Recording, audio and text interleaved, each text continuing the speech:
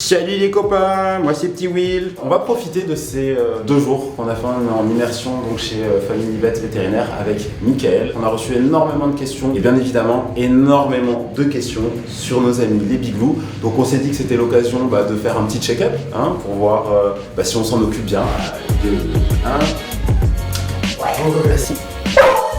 Je répète. Oh, c'est bien mon cœur et hop ça tombe. Comment ça va? C'est bien et toi? T'es impatient, vraiment. Ah ça, Oh là là. ah, faut faire attention aux doigts par contre. Oh là là.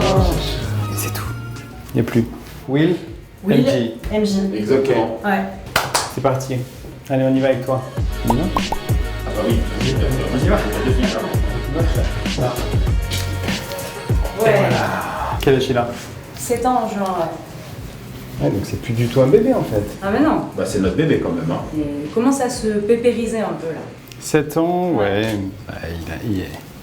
C'est un jeune adulte. C'est rare qu'on ait des beagles malades. Ouais. C'est quand même une race super robuste. Très calme. Ça fait vraiment partie de ces races de chiens où il y a très peu de maladies spécifiques au beagle. Il y a 2 maladies héréditaires qui peuvent se dépister, qui sont très rares, j'en ai jamais vu. Une qui est un trouble de la coagulation, donc il leur manque un petit facteur de la coagulation, donc c'est des animaux qui peuvent se mettre à saigner. En général, ils vivent très bien avec et on s'en rend même pas compte jusqu'au jour où ils se coupent et on voit qu'ils s'arrêtent pas de saigner. Et l'autre, c'est une maladie beaucoup plus rare, qu'on retrouve que chez le beagle, qu'on apprend dans les cours mais qu'on n'a jamais vu en vrai, qui s'appelle le syndrome chinois. C'est en fait une anomalie du développement de la peau, enfin du tissu conjonctif, mais de la peau et des muscles. Et donc, c'est des chiens qui ont une peau très très épaisse, cartonneuse. Ils sont très musclés, beaucoup plus courts. Ils ont les pattes avant très raides, donc ils marchent un peu comme une danseuse. C'est-à-dire qu'ils marchent vraiment sur la pointe des pieds. C'est pas mortel non plus. En général, ça évolue jusqu'à l'âge d'1 an, puis ça se stabilise. Et ils vivent après très bien avec. C'est juste que ils ont une démarche bizarre, particulière. Une gêne, ça peut avoir une influence sur leur dos. C'est juste qu'ils peuvent être douloureux et après ça se stabilise. Et par rapport aux oreilles, parce qu'on dit souvent que les chiens aux oreilles tombantes. Alors, ils ont plus de risques de faire des otites. Des otites, ouais. C'est juste qu'il faut entretenir son chien Ouais.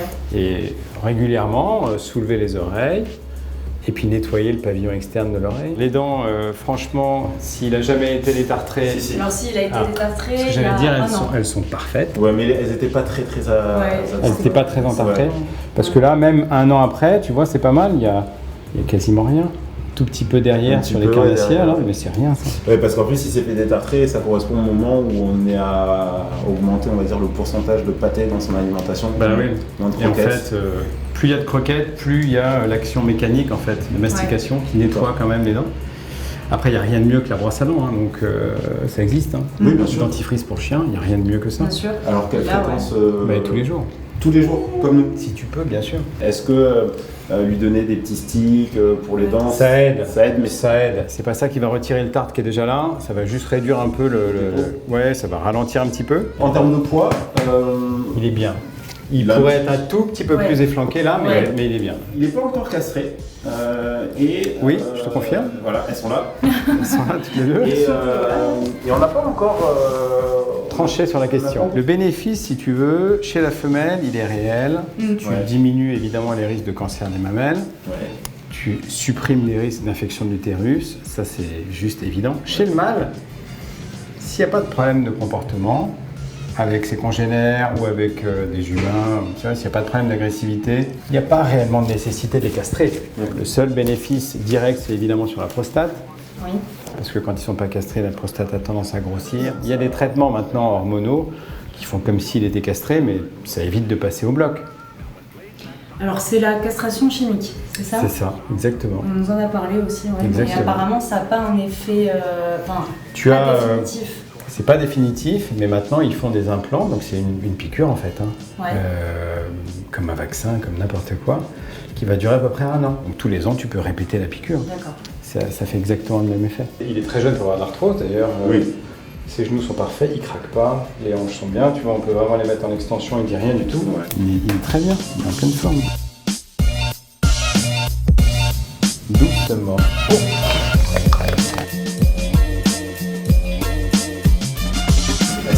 Shuriken. Oh. Ah oui. Touché. Non. MJ. C'est mauvais. Ouais.